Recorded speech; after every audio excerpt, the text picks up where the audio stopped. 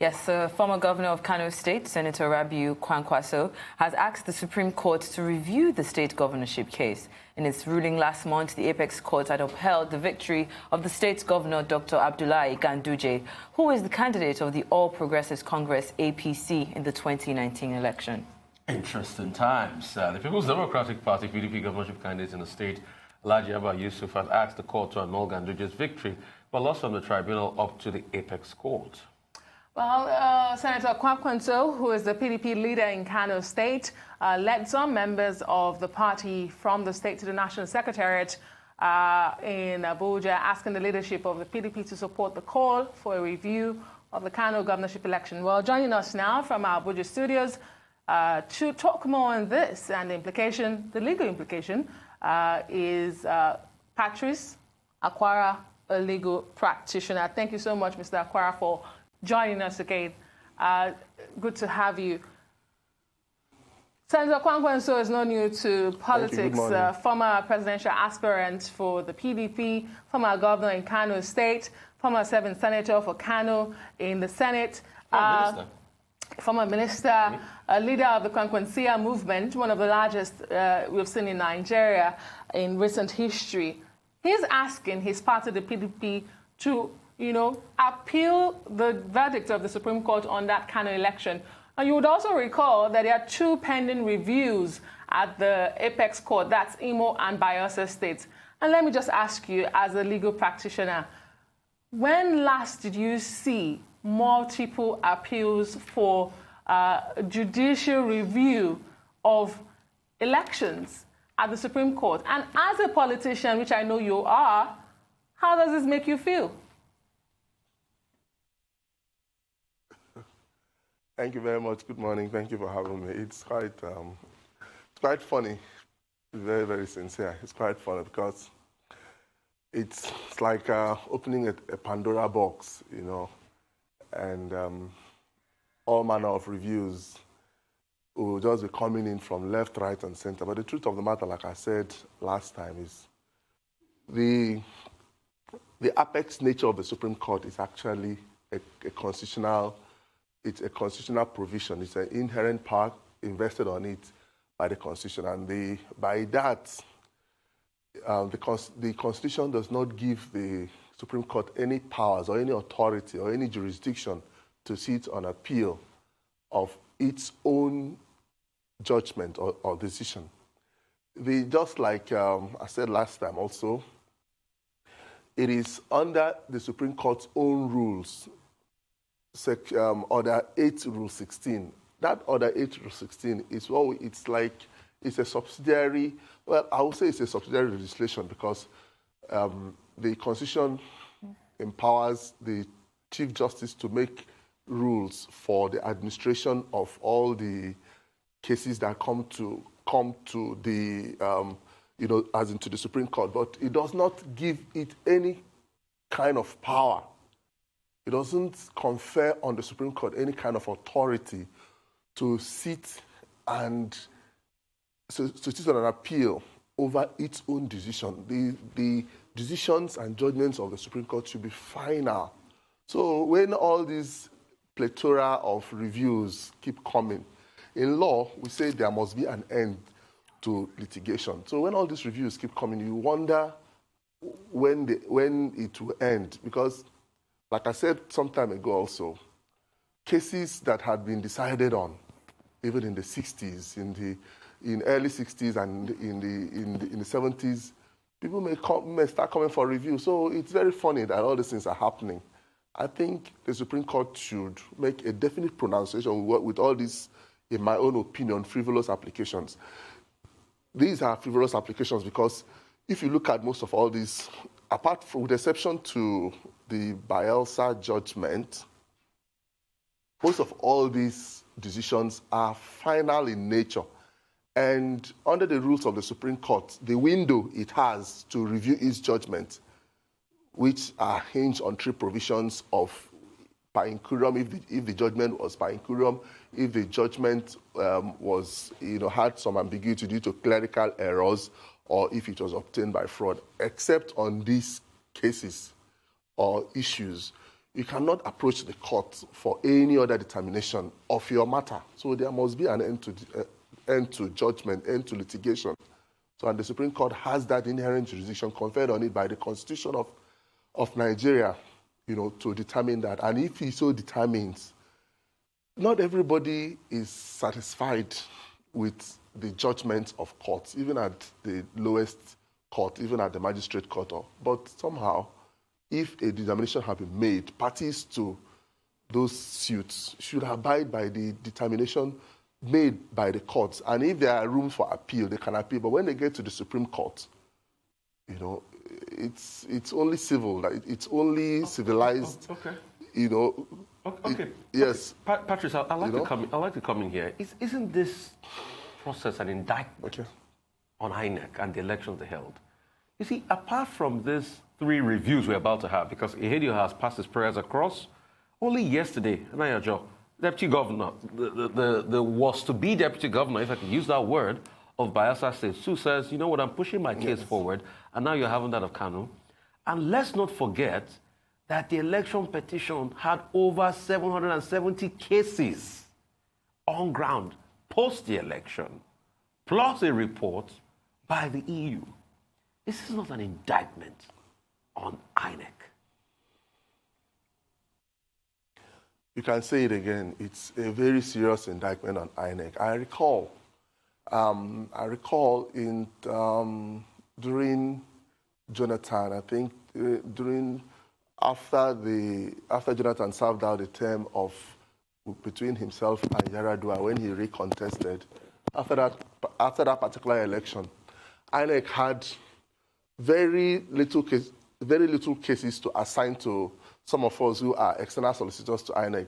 But when we went there, sometime we weren't getting cases, and I put a call across to some of my colleagues. The director legal then said, well, the success of the election speaks for itself, and there are very little cases showing that the election success, the Election Management Board of Nigeria, when they manage elections in a near transparent way, you may have little or nothing to litigate about the outcome of the elections. So with this heavy traffic of, in fact, it was the Honorable Justice Bokachua that said they had so many election petitions to handle, from the tribunal down to the Court of Appeal and those who do proceed to the Supreme Court. They had so many. It is simply a testimony that our election management board, that is those who manage this election for us, especially in this last 2019 election, there is so much to be desired. I just want to be civil because I'm on network, but it shows that there were a lot of things that we need to review. We need to really build our institutions. We need to build our electoral management institution in such a manner that, elections should be transparently conducted. And this calls for an expedited signing into law of the amended Electoral Act. Because if that Electoral Act had been signed into law, most of all these issues would have been perfectly taken care of. Would have the introduction of electronics into our election process would, in a we go a long way, drastically reduce all these incidences of people manipulating the system, making those who participate in the election to feel that it is less than transparent, arising into all these plethora of litigations. So I think it's a serious call. Yes, a serious call for us to review our electoral management process in Nigeria. Okay, Mr. Akwara, now if we bring it back to the case, do you think that there's any substance in Kwakwanso's appeal? Anyway, it's not for me to say whether it lacks merit or not, but I can tell you that his comments about it's just because he's following the trend. In Nigeria, it's a bandwagon thing. We operate a bandwagon society. Whether you may not even properly analyze your situation to know whether it has merit or not. And if you look at most of the cases, especially decided by the Supreme Court, it will surprise you that all these people that are calling for review, these decisions were unanimous decisions. So ordinarily, if there were dissenting judgment, if there were dissenting opinion, if there is a dissenting opinion or maybe one or two other justices of the Supreme Court dissented, you can say that somebody who is calling for review may have a reasonable ground. So, but when the judgments are unanimous decisions of all the members of the panel, I wouldn't know whether somebody like Kwakwanso, who I don't think he's a lawyer, he's within his rights. He's within his rights to feel anyhow he wants to feel. But I don't think there is merit in the review, because the learned justices of the Supreme Court, they must have very valid and legal reasons, to make all the findings they have found so far in all these decisions. I doubt if there will be any reason, any plausible, reason for calling for a review. I would like to talk about the integral part of judicial independence from what we have seen in recent times. The right of the Nigerian judge or judges to decide cases without fear or favor. Would you say that is being threatened when we saw that ugly incident of the Abuja residence of Justice Odili being attacked? I wonder what you think in that regard, and what does it portend for our judiciary as a whole? I do hear we'll have a break any moment from now, but I want you to think about this. And also, I'd like to go back to what my colleague had just asked you. If there's any similarity at all in these cases that we're seeing. But we'll go on a break now. I'll be right back to talk some more. Please stay with us.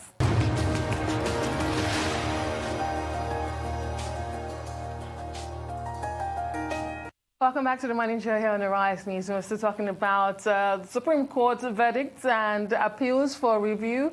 We're now having one from Kano as well. Well, PDP stalwart in Kano State has called for the party to approach the Supreme Court to also review its decision on the Kano State governorship election. We have Patrice Akwara, a legal practitioner from our Abuja studios, helping us to dissect this. Patrice, thank you so much for staying with us. Before that break, I asked you a question about the judicial independence, which is very integral, the right of a Nigerian judge or judges to make decisions without fear or favor. And I'm asking because we saw the aftermath of that decision by that five-man panel, which Justice Odili was one of, but she was the one who was attacked. There have been blame games, between the ruling party and the major opposition. What's your take? Do you think that judicial independence is being threatened? And secondly, I asked you in line with what Sheita had mentioned earlier, is there a similarity between what we're seeing in the case itself? Because in Kano State, if you recall, that election, the PDP was leading by some votes, and then there was the electoral body declared it inconclusive, and there had to be a supplementary election, which the APC then came tops. The PDP is arguing that its votes were cancelled in 207 polling units by the collation officer, who doesn't have the powers to do so. Is there a similarity in that of Kano, what happened in Imo and Bayelsa, for those of us who don't understand the legal implications here? Okay, thank you very much. The judiciary, the judicial officers ranging from the tribunal, the judges at the tribunal, the Court of Appeal justices, and the Supreme Court justices are protected under the law, any decision they make pursuant to their role as judicial officers. They cannot be held against. It cannot be held against them. That is number one. They have immunity from prosecution, on account of any decision they make pursuant to being judicial officers. Just like somebody who is a member of the legislature, any statement he makes in the floor of the House cannot be it cannot be held, there cannot be any litigation arising from it. Also, the leadership of the executive, the president and the vice president are also immune from any criminal action, emanating from their decisions. So, having said that, but the truth of the matter is the judges or the justices are members of the society. Of course, the society may perceive, that is why it is very, very important, as provided under the Constitution, that whenever a judicial pronouncement is made, there must be the particular branch of the judiciary making that decision or judgment should supply the reasoning, the ratio decidendi, for that judgment, so that the people can read and understand the reason behind they arriving at that judgment. It's only that reason that can, assuage some feelings. And that is why also organs like the Fourth Estate of the realm, like the media and some other, now we have social media, the discourse should even be on whether this reasoning they brought out, it's in tandem with law and fact.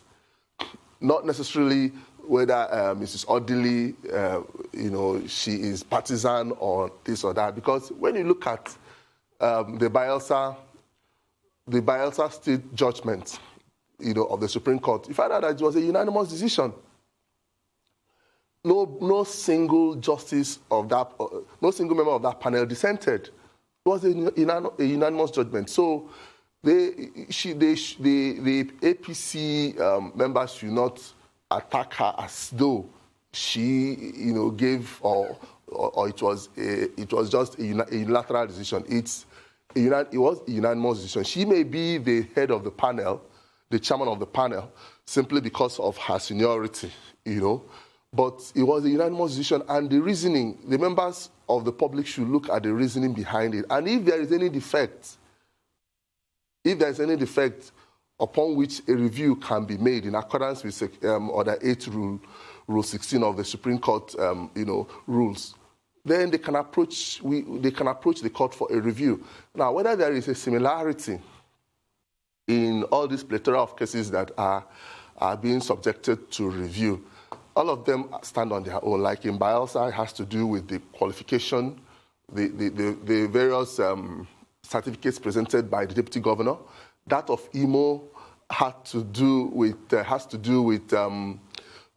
388, the alleged excluded boots, that Hope Uzodimma alleged were excluded, which the Supreme Court, admitted and computed, and which now form the basis for their determining that Hope Uzodimma is the winner. Whereas that one of Kano is that the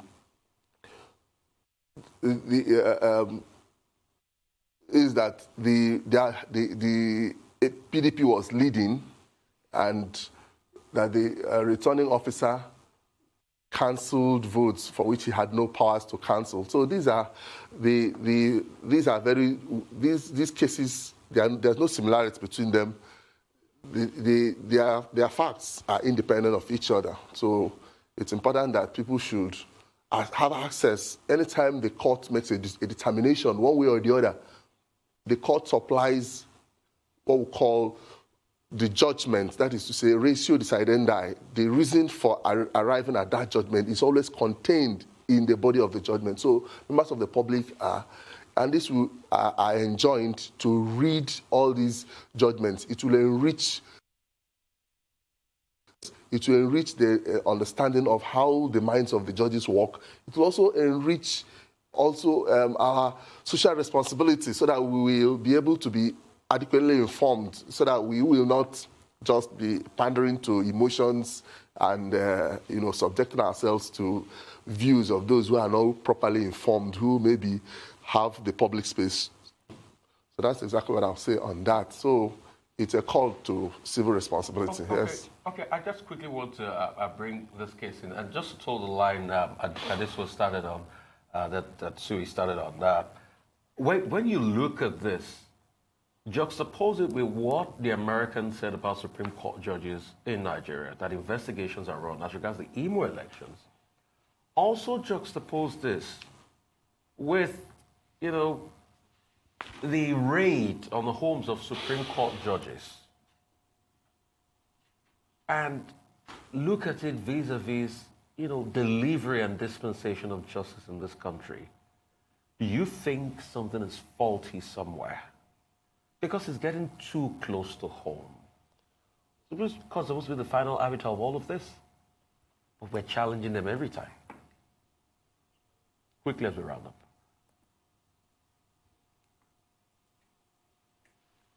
Yeah, all of us were in this country when, in a Gestapo manner, the DSS rampaged the private residences of their lordships, you know, and we didn't really call them to account. We didn't really call them to account. There are just pockets of hue and cry here, and maybe people like Femi Falana and Abakoba and some people who made some statements condemning it. Actually, there were a lot of people made some statements. But then, what is there? Don't we have any institution that will checkmate? We should have an institution that should checkmate these kind of activities by the DSS. We shouldn't just be running, because I must tell you, and I agree with you in some parts, because that action by the DSS could, in a manner, cow them to give a predetermined judgment, because they are also humans. They also have children. I don't know, but I'm not going to say that. I'm just suggesting that it might cow them. Anybody who has the capacity to harass them in the middle of the night, even one of them, I think it was just Sunguta or something, or somebody else, was even very sick, taking his malaria drug, and he was even prevented from carrying his medication when he was, you know, when he was arrested and detained. After going such trauma, and you are now released, and there was no culpability, nothing found against you, and you now go back to your seat, and the society continues to move on, you reflect, okay, and ask yourself, why should I die for these people? But that kind of thing cannot happen in America. American justices, the members of the American Supreme Court, no. Even with the way they are against Trump cannot Patrice even do that kind of a thing against them. That's so much we can take, unfortunately, but thank you so much for appearing on the Morning Show today. Much appreciated. The legal practitioner, Patrice Akwara. And that's the show today. I am Adesua Omorwan. I'm Rufai Husseini. And I'm Shaiton Atigari. Thank you for watching. You can also follow us on all our social media handles showing now on the screen, with live streaming, of course, on Arise.tv.